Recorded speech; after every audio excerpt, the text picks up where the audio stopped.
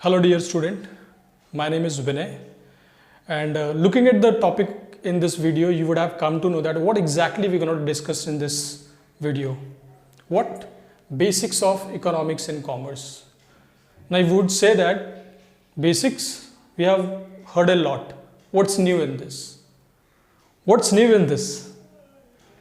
If you will watch this video till end you will come to know that you have missed a huge part which you should be aware about it, and nobody taught you or brought your attention towards these topics or these information what we are going to discuss it, neither in college nor in your classes.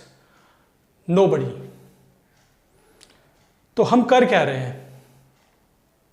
Okay, हम क्या क्या क्या ऐसा बताने वाले हैं कि जो आप मैं बोल रहा हूँ कि आपके कॉलेज ने भी बताया, आपके क्लासेस ने भी नहीं बताया. वो जैसे हम आगे बढ़ेंगे इस वीडियो में आपको समझ में आ जाएगा कि मैं ऐसा क्यों बोल रहा हूँ. पहले समझने से पहले आप ज़रा एक चीज़ ऑब्जर्व करो. अभी आप या तो 11th में होंगे या तो आप 12th में होंगे, राइट. बट इससे पहले आप 10 साल कहाँ थे? आप थे स्कूल में, करेक्ट. स्कूल में जब आपने 10th पास आउट किया तो आपके पास 3 ऑप्शंस थे. या तो आपके कुछ दोस्तों ने सेलेक्ट किया रहेगा चलो हम आर्ट्स लेते हैं, कुछ दोस्तों ने सेलेक्ट करे होगा कि चलो हम साइंस लेते हैं, और तुमने क्या सेलेक्ट किया? तुमने सेलेक्ट किया हम कॉमर्स लेंगे. एक चीज़ आपने ऑब्जर्व की कि जिन लोगों ने साइंस चूज किया वो इस समय कौन से सब्जेक्ट्स के बारे में पढ़ रहे होंगे? बोलेंगे ये तो बहुत बेसिक चीज़ है. वो पढ़ रहे होंगे chemistry, physics, okay, botany, biology. अब मुझे आप ये बताइए, क्या उन्होंने अपने स्कूल डेज में इन सब्जेक्ट्स के बारे में नहीं पढ़ा है? बिल्कुल पढ़ा है. साइंस 1 और साइंस 2 में क्या था? यही तो था, फिजिक्स था. फिजिक्स के इंफॉर्मेशन थे. बॉटनी के बारे में हल्का फुल्का था. केमिस्ट्री के बारे में जहाँ पे आपको अलग अलग केमिकल्स, उसके रिएक्शंस, उसके फॉर्मूलाज के बारे में बताए गए. बायोलॉजी था, हार्ट कैसे काम करता है, किडनी कैसे काम करता है, ये सारी चीज़ें थी, राइट. यानी जब वो साइंस में गए तो उनको पहले से पता था कि केमिस्ट्री में वो क्या पढ़ने वाले हैं, उनको पहले से पता था कि वो बायोलॉजी में क्या पढ़ने वाले हैं. उनके लिए सारी चीज़ें क्या थी? क्लियर थी. हाँ, सिर्फ ये चीज़ हो गया कि अब थोड़े हायर लेवल पे वो पढ़ने जा रहे हैं, थोड़े कॉम्प्लेक्स टॉपिक्स के बारे में पढ़ने जा रहे हैं, लेकिन कुछ नया नहीं पढ़ने जा रहे हैं, राइट. कोई ऐसा सब्जेक्ट नहीं पढ़ने जा रहे हैं जो उन्होंने ज़िंदगी में देखा ही नहीं है. आते हैं आर्ट्स पे. जिन्होंने आर्ट्स चूज़ किया वो क्या पढ़ रहे होंगे इस समय? वो पढ़ रहे होंगे हिस्ट्री, ज्योग्राफी, सिविक्स. क्या उन्होंने स्कूल में नहीं पढ़ाई है? सब ने पढ़ा है, और उनको अच्छे से पता है कि हिस्ट्री में उनको क्या पढ़ने वाले हैं, वो ज्योग्राफी में क्या पढ़ने वाले हैं, वो सिविक्स में क्या पढ़ने वाले हैं. वो वही पढ़ेंगे, बाबर कब पैदा हुआ था, बाबर कब मरा, अलेक्जेंडर कब आया था, अलेक्जेंडर कब मरा, दुनिया का सबसे बड़ा पहाड़ कहाँ पे है. यानी उनको अच्छे से पता है कि वो क्या पढ़ने वाले हैं अगले 5 सालों के लिए. लेकिन आप जरा अपने सब्जेक्ट के बारे में देखिए, आप क्या पढ़ने वाले हो, आप क्या पढ़ रहे हो इस समय? आप पढ़ रहे हो बुक कीपिंग. क्या आपने स्कूल में ये पढ़ा था बुक कीपिंग? बोलेंगे नहीं. आप पढ़ रहे हो सेक्रेटरियल प्रैक्टिस, एसपी. क्या आपने स्कूल में पढ़ा था? नहीं. आप पढ़ने जा रहे हो ऑर्गेनाइजेशन ऑफ कॉमर्स. क्या आपने स्कूल में पढ़ा है? नहीं. आप पढ़ने जा रहे हो इकोनॉमिक्स. अब इकोनॉमिक्स के बारे में कुछ लोग बोलेंगे अरे हाँ वो तो हमने पढ़ा है. रियलिटी में बोलूँ तो जो आपने इकोनॉमिक्स में पढ़ा है स्कूल में थोड़ा बहुत आपके सोशल साइंस के अंदर, वो सिर्फ नाम के लिए इकोनॉमिक्स है. एक्चुअल में उसका इकोनॉमिक्स से कोई लेना देना नहीं है, कोई दूर दूर तक ज़्यादा लेना देना नहीं है. क्योंकि जब आप इकोनॉमिक्स आप पढ़ोगे ना तब आपको समझ में आएगा यार वो जो हमने पढ़ा था और ये जो पढ़ रहे हैं इसमें तो डिस्कनेक्शन है. तो मोटा माटी अभी हम ये अज्यूम कर लेते हैं कि आपने इकोनॉमिक्स भी नहीं पढ़ा है. यानी कॉमर्स में अगर लैंग्वेजेस को छोड़ दिया जाए, हिंदी, मराठी या इंग्लिश छोड़ दिया जाए, तो ज़्यादातर सब्जेक्ट्स कॉमर्स वालों ने स्कूल में कभी देखे तक नहीं है. ठीक है. और एक चीज हम सबको पता है कि सब्जेक्ट कोई भी हो, हर सब्जेक्ट का एक बेसिक्स होता है। जिस व्यक्ति को, जिस इंसान को बेसिक्स के बारे में नहीं पता है, कभी भी वो सब्जेक्ट को समझ नहीं सकता। इसको इस एग्जाम्पल से समझने की कोशिश करते हैं कि एग्जाम्पल, कोई आपसे मिले और कहे कि यार मैं इंग्लिश बहुत अच्छी पढ़ लेता हूँ और बोल भी बहुत अच्छी लेता हूँ, लेकिन मेरे को ABCD समझ में नहीं आता, A क्या है, B क्या है, C क्या है, वो बस नहीं पता मुझे, लेकिन मैं इंग्लिश बोल लेता हूँ और समझ लेता हूँ। आपको लगता है ये पॉसिबल है कि उसे A और B पढ़ना नहीं आता लेकिन इंग्लिश पढ़ लेता है? AB क्या है? ABCD, वर्ड्स फॉर्मेशन, ये क्या है? These are the basics of English. Nobody can write English without knowing this the basics. दूसरा एग्जाम्पल लेते हैं, कोई आए और बोले मैं बड़े बड़े मैथमेटिकल फॉर्मूला सॉल्व कर लेता हूं, लेकिन सिर्फ एक प्रॉब्लम है यार, मेरे को प्लस करना नहीं आता, मेरे को इनटू करना नहीं आता, मेरे को सब्सट्रैक्ट करना नहीं आता, ये 1 क्या होता है, 2 क्या होता है, नंबर्स में आइडेंटिफाई नहीं कर पाता। Do you think is it possible to solve the problems without knowing 1 2 3 4 5 and into multiplication, subtraction, all these things? Not possible. Why? Because these are the basics of mathematics. Correct? तो तुमको क्या लगता है, क्या economics का कोई basics नहीं होगा? क्या बुक कीपिंग का कोई बेसिक्स नहीं होगा? क्या सेक्रेटरियल प्रैक्टिस का कोई बेसिक नहीं होगा? उनके भी बेसिक्स होते हैं, लेकिन उन बेसिक्स के बारे में आपसे कोई बात नहीं करता। वो आपको क्या सिखाएंगे? वो आपको सिखाएंगे देखो ये टॉपिक है, इसका ये मतलब होता है, ये एक्सप्लेनेशन है, थोड़े ऐसे तरीके से जो आपके माइंड में थोड़ा स्टोर हो जाए कुछ दिनों के लिए, जाके एग्जाम में जाओ, उसे लिखो, आओ और भूल जाओ। मार्क्स आ गए ना, पेरेंट्स खुश हो गए, भाई हाँ मेरे बच्चे को 70% आया, 80% आया, 90% आया। लेकिन प्रॉब्लम कहाँ होता है मैं बताता हूँ आपको। जैसे मैंने कहा, धीरे धीरे जब हम आगे बढ़ेंगे बहुत सारी चीज़ें जो मैं बोल रहा हूँ वो चीज़ें क्लियर होती जाएंगी। तो यहाँ पे हम ट्राई करने वाले हैं इन सारे सब्जेक्ट का बेसिक क्लियर करने में। बेसिक्स के साथ साथ में सारे सब्जेक्ट के बारे में बात करेंगे, लेकिन उसमें जो मेन फोकस होगा वो होगा बेसिक्स। क्योंकि अगर बेसिक्स आ गया then you do not have to by heart anything. Then you do not have to ask your teacher to repeat the same thing 10 times because you know what exactly he is talking. जब तक आपको basics नहीं पता होता है ना, पास होने का एक ही तरीका होता है, बाय हार्ट करो। और वही 90% कॉमर्स के स्टूडेंट्स करते हैं, बिलीव मी। चाहे वो स्टूडेंट्स हो जो 35 स्कोर से पास हो रहे हैं, चाहे वो स्टूडेंट्स हो जो 85 और 90 ला रहे हैं, both are doing the same thing. अब इसको मैं एक छोटे से और एग्जाम्पल से प्रूव करने की कोशिश करता हूँ। कुछ साल पहले एक छोटा सा रिसर्च हुआ था जिसमें कुछ बड़ी कंपनियों से, लगभग 300 कंपनियों से कुछ क्वेश्चंस पूछे गए थे, जिसमें से एक बड़ा क्वेश्चन ये था कि ये जो सारे स्टूडेंट्स, और ये कंपनियां कौन थी? ये कंपनियां थी बेसिकली फाइनेंस से रिलेटेड, बैंक्स थे, इंश्योरेंस कंपनीज थी, स्टॉक मार्केट से रिलेटेड थी, यानी जहाँ पे कॉमर्स के स्टूडेंट्स जनरली जाते हैं। CA फर्म्स थे। उनसे पूछा गया कि जब आप एक नए फ्रेश हायर करते हो किसी भी एम्प्लॉय को जो अभी कॉलेज से पास आउट हुआ है, क्या आप उसको एक या दो दिन का ट्रेनिंग देके काम करवाना स्टार्ट करा सकते हो या करते हो? और सरप्राइजिंगली उन्होंने जो रिजल्ट उस सर्वे में आया वो एस्टॉनिशिंग था। उस रिजल्ट में आया कि 70% of common student were unemployable। अब बोलोगे अनएम्प्लॉयबल मतलब क्या होता है? उनके कहने का मतलब था कि 70% जो स्टूडेंट्स हैं, जो फ्रेशर्स हैं, जिनको उन्होंने हायर किया है, उनको वो डायरेक्ट काम पे नहीं रख सकते। एक्चुअल में उनको काम पे रख ही नहीं सकते, उनका नॉलेज लेवल उस तरीके का है ही नहीं। क्यों? क्योंकि वहां पे उनको करना है प्रैक्टिकल चीजें, प्रैक्टिकल। और हमने क्या पढ़ा है?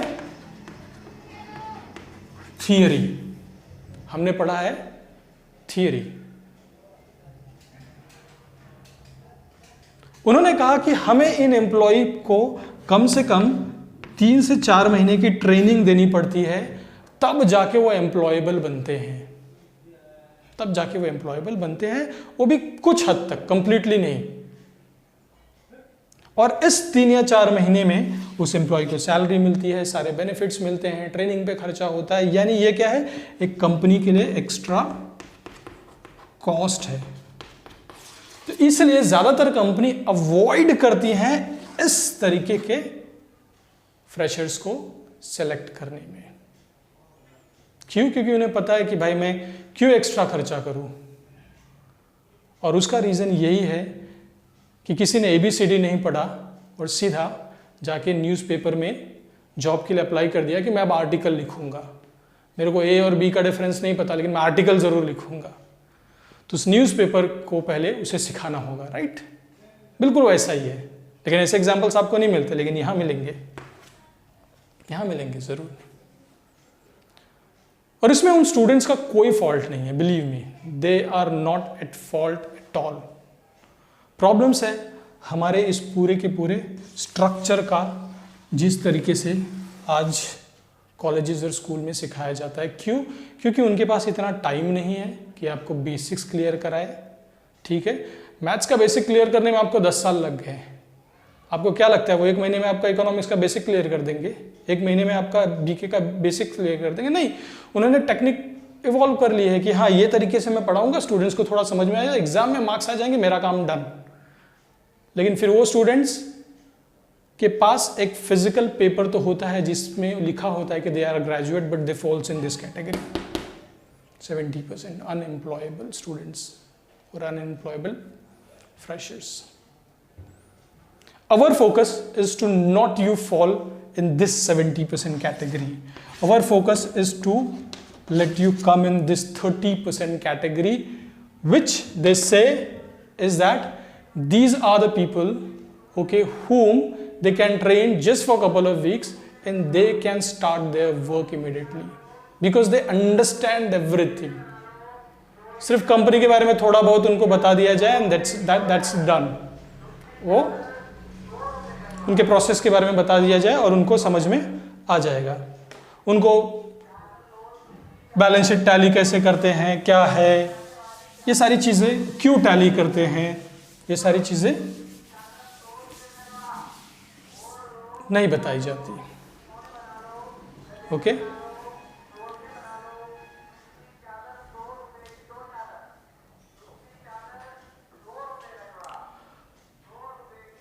अब आते हैं इसके बाद एक सब्जेक्ट उठाते हैं जो हमारा सब्जेक्ट है, इकोनॉमिक्स, राइट?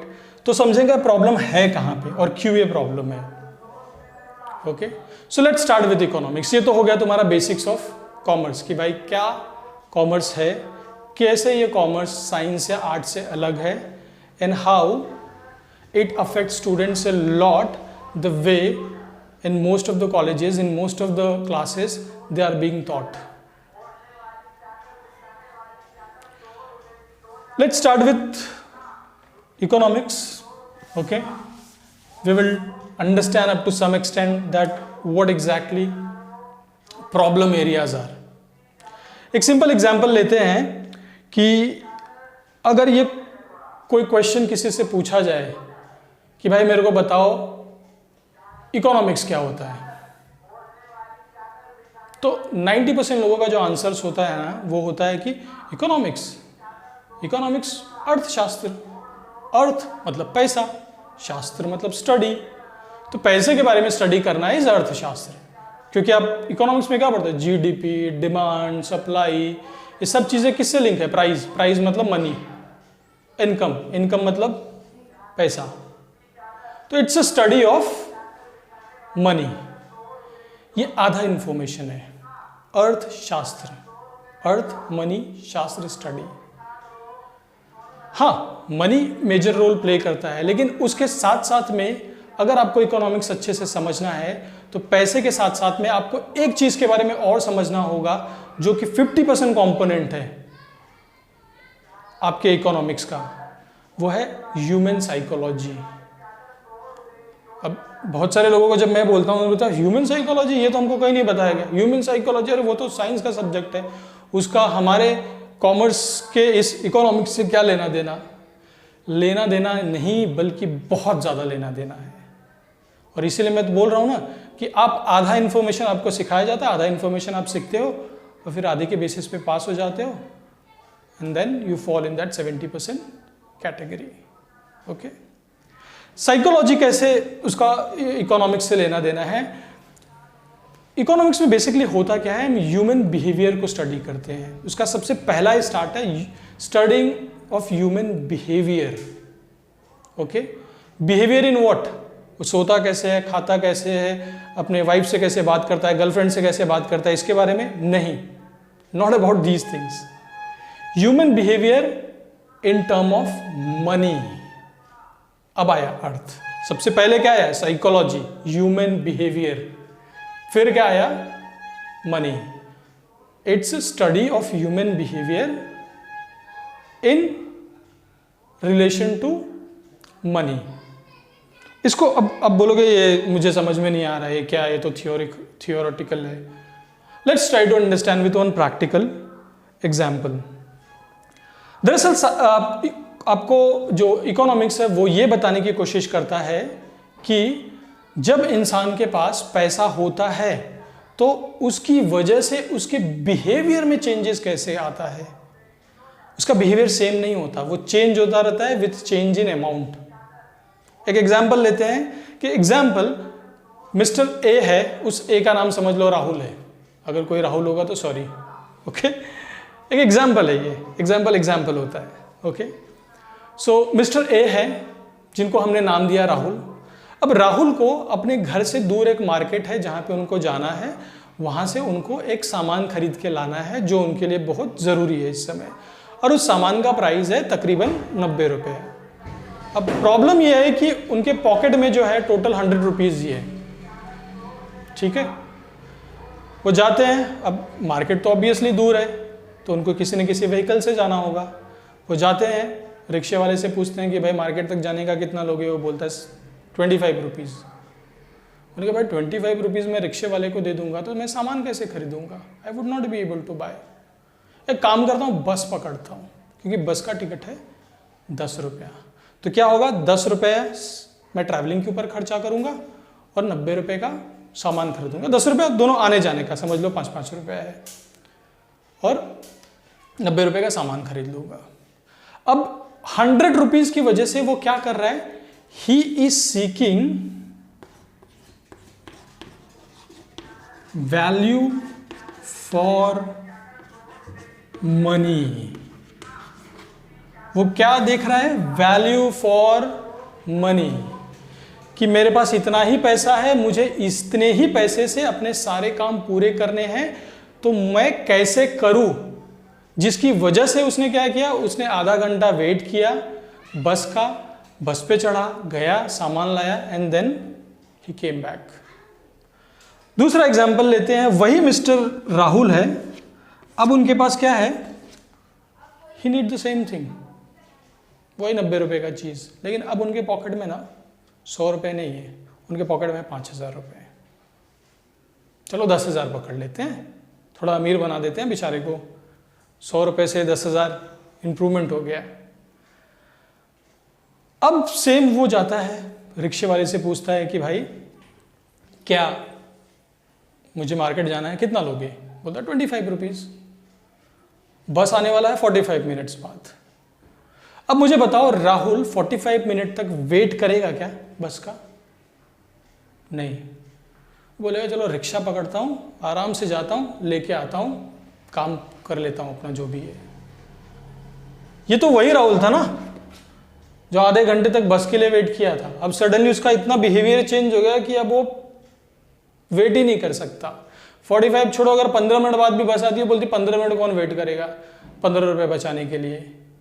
हाँ, 25 रुपये इधर दूंगा, पहुंच जाऊंगा, 15 रुपये तो ज़्यादा लग रहा है। His behaviour got change, now he wants comfort, he is not looking value for money, he is looking for comfort, मतलब आराम।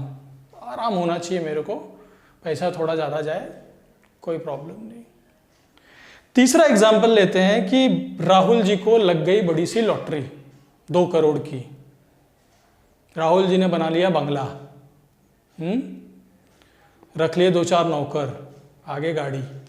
अब इनको वापस से यही 90 रुपये की चीज़ की ज़रूरत पड़ गई। तुम्हें क्या लगता है अब राहुल जी घर से कदम बाहर रख के खुद जाएंगे लाने के लिए? स्टोर में जाके 90 रुपये का सामान खरीदेंगे? करोड़पति राहुल 90 रुपये का सामान खरीदेगा? वो क्या करेगा? अपने नौकर को भेज देगा, जा तू लेके आ। क्या हुआ अब वो 10 रुपये नहीं बचा रहा है, अब 25 रुपये की वैल्यू नहीं है उसके लिए। अब उसके लिए जो सबसे ज़्यादा वैल्यू है उसके रेप्यूटेशन कि 90 रुपये का सामान खरीदने में मार्केट में जाऊंगा, इतना अल्ट्रा रिच इंसान, लोग क्या बोलेंगे। तीनों सिनेरियोज में या तीनों कंडीशंस में इंसान एक ही था, चेंज क्या हुआ था? पैसा, क्वांटिटी ऑफ मनी। जिसकी वजह से चेंज किस में आया? उसके बिहेवियर में। यही है इकोनॉमिक्स। पूरा इकोनॉमिक्स अगर समझना है तो ये example is perfect example to understand what exactly economics. Rahul वही, रिक्शा वही, बस वही, सामान वही, only change happened in money and due to the money change क्या हुआ? उसके बिहेवियर में। एक जगह पे वो वैल्यू फॉर मनी ढूंढ रहा था, थोड़ा वेट करने को तैयार था। एक जगह वो कंफर्ट ढूंढ रहा है, नहीं अब मैं वेट नहीं कर सकता। एक जगह वो अपने रेपुटेशन के ऊपर ध्यान दे रहा है और एक्स्ट्रा पैसा खर्चा करने को भी तैयार है। That's economics. इसलिए मैंने कहा ना, साइकोलॉजी, इकोनॉमिक्स पार्शियली साइकोलॉजी है, पार्शियली मनी है। लेकिन आपको क्या सिखाया जाएगा? आपको सिखाया जाएगा इट्स रिलेटेड मनी, अर्थशास्त्र। सिंपल सा, याद रखना आसान है ना, अर्थशास्त्र, हाँ अर्थशास्त्र, डन। ये चीज़ों के बारे में आपको कोई नहीं बताएगा। ये चीज़ें अगर आपको पता होंगी तभी जाके आपको कॉन्सेप्ट क्लियर होगा। ये चीज़ें अगर आपको नहीं पता है, ये जस्ट एक एग्जाम्पल है, बहुत बेसिक स्टार्ट है। आगे जाके आपको बहुत सारी चीज़ें हम बताने वाला हूँ जो एक्चुअल में कोई आंसर इसका देता ही नहीं है। एक सिंपल आपको दूसरा एग्जाम्पल देता हूँ कि इकोनॉमिक्स में ये तो हो गया साइकोलॉजी और मनी का कॉम्बिनेशन। एक और जो सबसे ज़्यादा ज़रूरी है, जो सिर्फ इकोनॉमिक्स में नहीं बल्कि तुम दुनिया का कोई भी सब्जेक्ट पढ़ो, कोई भी चीज़ पढ़ो, वहाँ पे वो ज़रूरी है।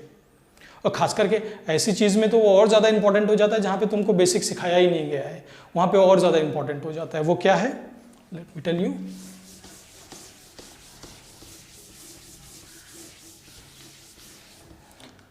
आज के टाइम पे जो आपको सिखाया जाता है हर जगह, वो सिखाया जाता है व्हाट।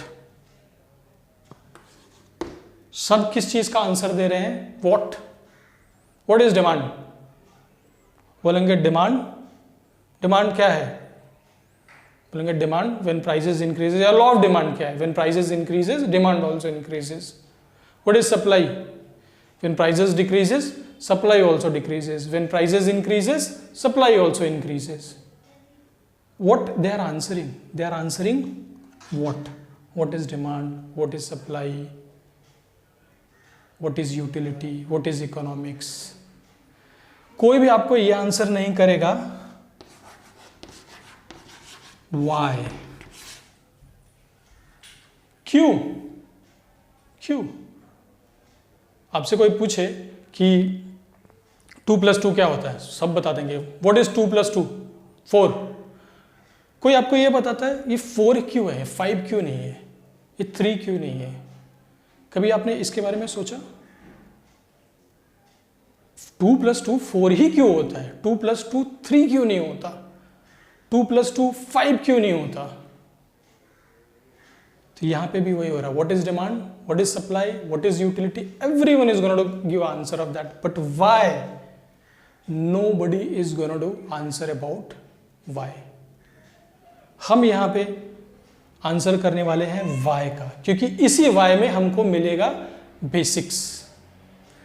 इकोनॉमिक्स का कोई बेसिक्स ऐसा अलग से नहीं है जैसे कि हमने स्कूल में पढ़ा था कि 1 2 3 एक तुमको बुक में दे दिया गया, आपने पढ़ लिया, प्लस माइनस करना सीख लिया तो बेसिक क्लियर हो गया। इकोनॉमिक्स का बेसिक छुपा हुआ है हर एक टॉपिक के इस क्वेश्चन में, why demand increases when price decreases. Okay, why demand decreases when price increases. क्यों भाई, क्यों क्यों होता है ऐसा? ये वाई उन सब बेसिक्स को क्लियर करेगा और हमारा ज़्यादातर कंसंट्रेशन व्हाट के साथ में होता है, वाई पे। इसके लिए मैंने कहा था कि इस पूरे लेक्चर को ध्यान से सुनिए, और सिर्फ इस नहीं बल्कि आने वाले हर एक लेक्चर को ध्यान से सुनिए, क्योंकि हर एक लेक्चर में जिस जिस हम टॉपिक को लेंगे उस टॉपिक में हम सिर्फ व्हाट का आंसर नहीं देंगे बल्कि वाई का भी आंसर देंगे। मैं आपको नहीं बोलूँगा 2 + 2 4 क्यों होता है, 2 + 2 4 होता है, बस ये मैं आंसर नहीं देने वाला हूँ। मैं आपको बताने वाला हूँ कि 2 + 2 4 क्यों होता है, क्यों वो 3 नहीं होता, क्यों वो 2 नहीं होता, क्यों वो 5 नहीं होता। That's the most important thing. अब इसको एक सिंपल और चीज समझते हैं कि अगर चलो ये वाई एंड व्हाट हो गया। मुझे किसी ने एक क्वेश्चन पूछा था आई थिंक कुछ दिन पहले कि सर हम इकोनॉमिक्स को बोलते हैं सोशल साइंस, ये सोशल साइंस होता क्या है? मैंने उनसे यही क्वेश्चन पूछा क्लास में कि भाई तुम 10 साल से पढ़ रहे हो, ठीक है, सोशल साइंस पढ़ते आ रहे हो ना, जिसमें आपका आता है हिस्ट्री, ज्योग्राफी, सिविक्स। तुम मुझे बताओ ना, तुमको मुझे बताना चाहिए कि भाई सोशल साइंस क्या होता है। सब लोगों ने रटाए रटाए आंसर दिए सोशल साइंस क्या होता है, सब रटे रटाए, इट्स दिस इट्स दैट। मैं बोला समझो, मैं एक अनपढ़ इंसान हूं, मेरे को कुछ नहीं पता है, मेरे को ये तरीके से समझाओ कि सोशल साइंस क्या होता है। कोई भी उसका प्रॉपर आंसर नहीं दे पाए। क्यों पता है? क्योंकि उनके किसी टीचर ने ये आंसर नहीं दिया आज तक, क्योंकि उनके लिए ज़्यादा इंपॉर्टेंट था फटाफट रन करो, सब्जेक्ट के पोर्शंस पूरे करो, कैसे भी करके ट्रिक्स बता दो, इंपॉर्टेंट क्वेश्चंस बता दो, एग्जाम में मार्क ला दे, फिर तुम जाओ 70% में आओ या 30% में आओ, क्या फर्क पड़ता है उनको। So understand this. अब जो मैं डिफरेंस बताने वाला हूँ सोशल साइंस और साइंस के बारे में, वो कहीं आपको बुक में नहीं मिलेगा, ये खुद मेरा इंटरप्रिटेशन है और ये परफेक्टली फिट होता है, जो लोगों को आसानी से समझ में आ जाता है। देखो, सोशल इकोनॉमिक्स को हम बोलते हैं सोशल साइंस, हिस्ट्री को हम बोलते हैं सोशल साइंस, फिजिक्स को हम बोलते हैं science, in short pure science. अब ये डिफरेंस क्या है क्या ये सोशल साइंस और प्योर साइंस? ये तो हमको बता दिया कि ये भाई ये जो फिजिक्स है, केमिस्ट्री है, बायोलॉजी है, ये है साइंस, और जो हिस्ट्री है, ज्योग्राफी है, इकोनॉमिक्स है, सोशल साइंस। लेकिन दोनों में डिफरेंस क्या है? दोनों में साइंस वर्ड तो है ना, तो फिर ये अलग से एक एक्स्ट्रा वर्ड ऐड करने की क्या जरूरत थी, social science. So let's see, first we call pure science, जिसमें आपका आता है केमिस्ट्री, ओके, फिजिक्स, बायोलॉजी और बाकी बॉटनी और ये सारी चीज़ें। फिर हमारा होता है सोशल साइंस, जिसमें आपका आता है इकोनॉमिक्स, हिस्ट्री, ज्योग्राफी, सिविक्स, ये सारी चीज़ें। अगर आपको मेन डिफरेंस बताऊं एक वर्ड में, दोनों में डिफरेंस क्या है? डिफरेंस ये है कि प्योर साइंस का जो भी रूल्स होगा, जो भी लॉ होगा, वो जो बोल रहा है ना, हर बार उसका रिजल्ट वही आता है, irrespective of place, irrespective of time, doesn't matter. और सोशल साइंस में जो भी रूल्स बताए जाते हैं, जो भी लॉज बताए जाते हैं, वो ज़्यादातर टाइम बिल्कुल वैसे ही होते हैं, लेकिन कभी कभार वो एग्जैक्टली वैसे नहीं होते हैं। यानी 90% करेक्ट है सोशल साइंस, 10% वो गलत भी हो सकता है, बट प्योर साइंस हमेशा 100% करेक्ट होता है। यही है सबसे बड़ा डिफरेंस। इसको एक एग्जाम्पल के थ्रू समझते हैं कि आपको पता है पानी का फॉर्मूला क्या है? H2O, right? H2O। इसका मतलब है 2 हाइड्रोजन और 1 ऑक्सीजन को मिला दो तो क्या बन जाएगा? पानी। ये किसका फॉर्मूला है? केमिस्ट्री का है, करेक्ट? केमिस्ट्री किस में आता है? प्योर साइंस में आता है। तो 2 हाइड्रोजन और 1 ऑक्सीजन मिला दो तो पानी बन जाएगा। अगर आप अपने घर में बैठ के ये प्रैक्टिस करो, पानी बनेगा कि नहीं बनेगा? बनेगा। आप अमेरिका में बैठ के करोगे तो बनेगा? बनेगा। आप चांद पे बैठ के करोगे तो भी बनेगा। अब आज से 10 साल पहले करते तो भी बनता, आज करोगे तो भी बनेगा, आज से 10 साल बाद करोगे तो भी बनेगा। यानी जब भी आप 2 हाइड्रोजन और 1 ऑक्सीजन को मिलाओगे तो रिजल्ट हमेशा क्या होगा? वाटर। इसका रिजल्ट हमेशा 100% हर बार वही होता है। ऐसा नहीं होता अरे यार मैं उस दिन बना रहा था, बरोबर मैंने मिलाया 2 हाइड्रोजन और ऑक्सीजन, मेरा तो पानी बन गया लेकिन इसका नहीं बना, या उसका बन गया मेरा नहीं बना, या मैंने 10 बार ऐसा किया 9 बार तो बना 1 बार नहीं बना। प्योर साइंस में ये नहीं होता। अगर आप एक बॉल पकड़ो और उसे दीवार पे खींच के मारो तो गारंटीड है वो बॉल रिटर्न आएगा ही, क्योंकि फिजिक्स का रूल है कि एवरी एक्शन हैज रिएक्शन। अब तुम अपने दीवार पे मारो, अपने पड़ोसी के दीवार पे मारो, अमेरिका में बैठ के वहां के दीवार पे मारो, या माउंट एवरेस्ट पे बैठ के जमीन पे मारो, it is going to give the same result every time. Results is not going to change. That's the reason we called it science, or in short pure science. फिर सोशल साइंस क्या है? Social science मैंने बताया ये बोलता है कि ये करोगे तो ये होगा, लेकिन कोई गारंटी नहीं है हर बार ऐसा ही होगा, ये गलत भी हो सकता है। जैसे जब लॉ ऑफ डिमांड आप पढ़ रहे हो तो लॉ ऑफ डिमांड में बोलता है when prices goes up demand comes down, and when prices goes down demand goes up. लेकिन जैसे ये पढ़ते हो नीचे एक अलग क्वेश्चन होता है, exception for the law of demand. Exception मतलब भाई यहां लॉ ऑफ डिमांड काम नहीं करता, यहां पे प्राइस बढ़ेगा तो भी डिमांड कम होने वाला नहीं है, यहां पे प्राइस कम होगा तो भी डिमांड बढ़ने वाला नहीं है। एक्सेप्शन इसीलिए दिया गया क्योंकि एक्सेप्शंस जो आते हैं, ज्यादातर एक्सेप्शंस जो आते हैं वो आते हैं सोशल साइंसेज में। ओके, एक दूसरा एग्जांपल लेते हैं कि कुछ साल पहले छत्रपति शिवाजी का जन्मदिन एक पर्टिकुलर डे को माना जाता था। फिर सडनली हिस्टोरियन ने और सर्च किया और पता चला अरे यार पहले जो हम मानते थे ना कि छत्रपति शिवाजी ये दिन को पैदा हुए थे वो तो गलत है, एक्चुअल में तो इस दिन पैदा हुए थे। क्या हुआ? पिछले 50-100 सालों से 150 सालों से हम इस सोशल साइंस के एक कॉन्सेप्ट पे बिलीव करते थे कि छत्रपति शिवाजी इस पर्टिकुलर डे को पैदा हुए थे।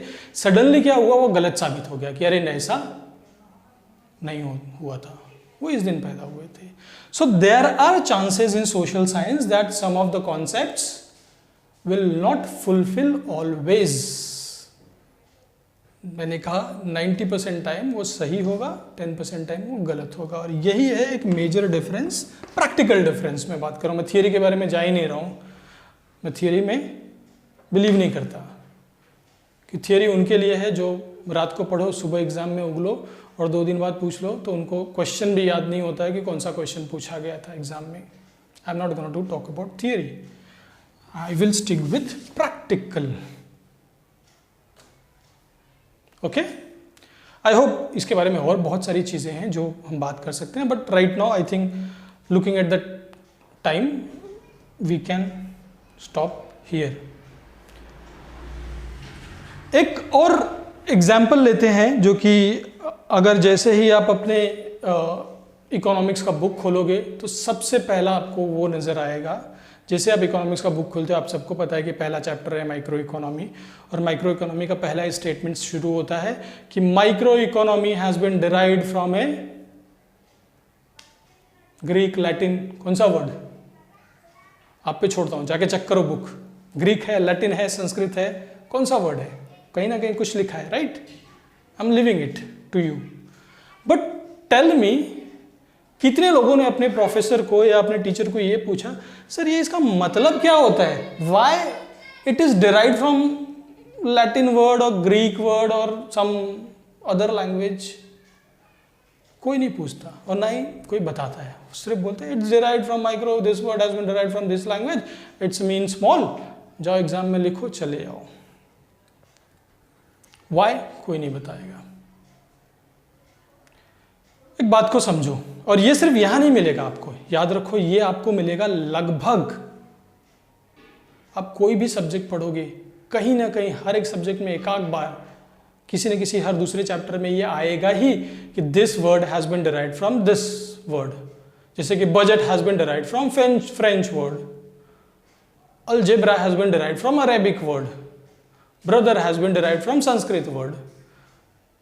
क्यों डिराइव्ड होता है? डिराइव्ड क्या होता है? कभी हमने तो ऐसा नहीं सुना है कि पिता जो शब्द है वो यहां से डिराइव्ड है। संस्कृत जो शब्द है यहां से डिराइव्ड है। संस्कृत वर्ड हमारा खुद का है। पिता वर्ड या मातृ वर्ड ये हमारे खुद के हैं, हमने कहीं से लिए नहीं है। तो ये इंग्लिश, और हम इंग्लिश पढ़ रहे हैं कि लैटिन पढ़ रहे हैं कि ग्रीक पढ़ रहे हैं कि फ्रेंच पढ़ रहे हैं, ये फ्रेंच ग्रीक ये क्यों आ रहे हैं? कोई इनके बारे में क्वेश्चन नहीं पूछता। मैं आपको थोड़ी इसके बारे में क्लैरिटी दे दूंगा जब अब ऑलरेडी हम लोग ने इसके बारे में बात कर दी है, क्योंकि मैंने कहा कि I am not gonna to tell you what, I am gonna to tell you why. If I am telling you that this micro word has been derived from some other language and it means small, then I am going to tell you that why. Problem ये है ना English language का कि English language के ज़्यादातर words जो है ना वो बोरोड है, यानी पूरी की पूरी इंग्लिश लैंग्वेज जो है ना वो बोरोड लैंग्वेज है। उसके ज़्यादातर शब्द खुद के है ही नहीं, उसने दूसरे शब्दों से क्या किया है? उधार लिया है। उसने दूसरे शब्दों से क्या किया है? उसको उधार में लिया है।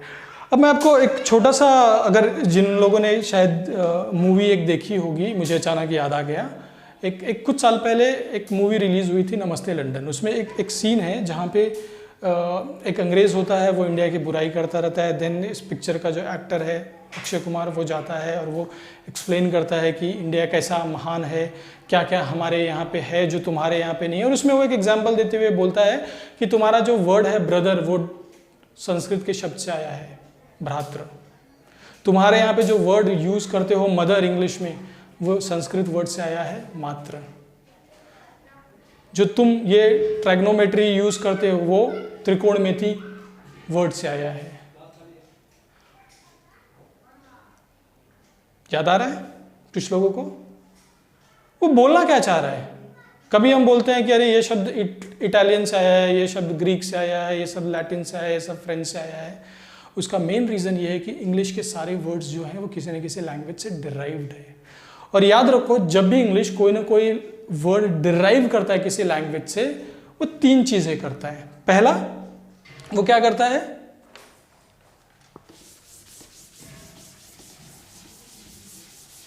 वो उस वर्ड के स्पेलिंग को बदल देता है। जैसे कि ये वर्ड है माइक्रोज, तो वो क्या करेगा? वो बोलेगा एक काम करो, ये के को निकाल दो और यहाँ पे सी डाल दो। हम बना दिए इसको माइक्रोज या माइक्रो। उसने क्या किया? स्पेलिंग बदल दिया। प्रोनाउंसिएशन भी बदल देता है। जैसे संस्कृत में क्या है? मात्र, उसने क्या बना दिया? मदर। प्रोनाउंसिएशन भी क्या कर देगा? बदल देता है। यानी वो उस वर्ड की स्पेलिंग को बदल देता है जब भी डिराइव करता है, और वो उस वर्ड के प्रोनाउंसिएशन को बदल देता है। लेकिन वो एक चीज़ को नहीं बदलता। पता है वो क्या है? उसका मीनिंग। उसका मीनिंग वो हमेशा वही रखता है जो एक्चुअल लैंग्वेज में उसका मतलब था। तो अगर माइक्रोज का मतलब होता है स्मॉल, तो इस माइक्रो जो इंग्लिश में वो यूज हो रहा है उसका भी मतलब क्या होगा? स्मॉल। मीनिंग चेंज नहीं होता। अगर मात्र का मतलब संस्कृत में होता है माँ, तो मदर का भी मतलब क्या होता है? माँ। तो अगली बार जब आपको आपका टीचर कुछ पढ़ाए और वो बोले कि it has been derived from this word, एक बार ज़रूर पूछना कि सर ये सारे वर्ड्स डिराइव क्यों होते हैं? और जब वो डिराइव करता है वर्ड्स, तो क्या उसके बेसिक टर्म्स एंड कंडीशन होते हैं इंग्लिश के जिसको वो फॉलो करता है? ये चीज़ें जब आप सामने वाले से ना वाई पूछने लगोगे ना, आपके सारे बेसिक्स क्लियर होते जाएंगे। जब तक आप सिर्फ व्हाट पे कॉन्सेंट्रेट करोगे, 70% याद रखो वहीं पे फंसे रह जाओगे।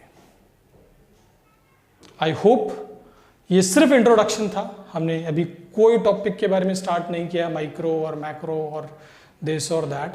We gonna to do this in next lecture. But आज मैं सिर्फ आपको बताना चाहता था कि जब आप मेरा लेक्चर अटेंड करोगे, सुनोगे, देखोगे, तो अपने दिमाग को ओपन रखो और हर एक चीज़ में सोचो वाई। हालांकि आपके वाई पूछने से पहले ही मैं उसका आंसर दे दूंगा, लेकिन अपने दिमाग में हमेशा याद रखो, I don't want that earth rotates. मेरे को पता है अर्थ रोटेट होता है, क्यों रोटेट होता है भाई मेरे को ये बता दो। अगर मुझे ये पता चल गया तो मैं कभी नहीं भूलूंगा, क्योंकि जिस भी चीज़ का आपको इन डेप्थ मतलब पता होता है ना, याद रखो हमारे माइंड कैसे काम करता है, जिस भी चीज़ कॉम्प्लेक्स चीज़ का हमको इन डेप्थ पता होता है, उन इंफॉर्मेशंस को हमारा माइंड लॉन्ग टर्म मेमोरी में स्टोर करता है, न कि शॉर्ट टर्म मेमोरी में। और लॉन्ग टर्म मेमोरी का मतलब होता है कि आज से 10 साल बाद भी अगर कोई आपको उठा के पूछे कि सर ये माइक्रोस का मीनिंग क्या होता है, you would be able to explain. कोई आपसे पूछे कि सोशल साइंस क्या होता है और प्योर साइंस क्या होता है, you would be able to explain. लेकिन आज हमारी मेमोरी इतनी है, सिर्फ एग्जाम के 2 दिन बाद तक हम 2 दिन पहले मेमोरी में भरते हैं, 2 दिन उस एग्जाम के दिन मेमोरी में से सब कुछ निकालते हैं, 2 दिन में सब भूल जाते हैं, and then we fall in that 70% in category where they saying that this person is not eligible to work, और मेरे को बहुत खर्चा करना पड़ेगा तब जाके मैं उसको काम करने लायक बना सकूंगा, क्योंकि जो काम उसके स्कूल का था, जो काम उसके कॉलेज का था, जो काम उसके क्लासेस का था, वो उन्होंने किया नहीं। सो आज के लिए बस इतना ही। नेक्स्ट लेक्चर में अब आएंगे, हम स्टार्ट करेंगे फर्स्ट चैप्टर जो है माइक्रो इकोनॉमी। और फर्स्ट चैप्टर बहुत ज़्यादा इंपॉर्टेंट है, क्यों? क्योंकि ये स्टार्ट है, जैसे कि पहले दिन आप जाओगे तो आप क ख ग घ सीखते हो, ABCD सीखते हो, अगर वो आपने मिस कर दिया देन यू मिस। ये जो पूरा लेक्चर्स है ना, जो सीक्वेंस ऑफ लेक्चर्स अभी आपको आने वाले टाइम पे मिलेगा, वो उस इलेक्ट्रिसिटी की तरह है जो तार में फ्लो हो रहा है, कि अगर बीच में तुमने कहीं से भी कट कर दिया, थोड़ा भले 2 इंच के लिए कट कर दिया, तो यहाँ तक तो इलेक्ट्रिसिटी आएगी, आगे नहीं जाएगी। फिर आने वाला बल्ब आगे जो लगा हुआ है वो जलेगा नहीं। तो आपने अगर बीच में कुछ मिस किया तो आपका तार बीच में हल्का सा कट जाएगा, और आपके दिमाग का बल्ब टाइम पे जब उसे जलना चाहिए तब वो जलेगा नहीं। तो अपने दिमाग का बल्ब जलाए रखिए। We will meet again in next lecture with lot of more interesting things, and we will answer of why। तब तक के लिए अपना ध्यान रखिए, पढ़ाई पे ध्यान दीजिए, और 70% कैटेगरी में मत फॉल कीजिए। थैंक यू, शुक्रिया आपका।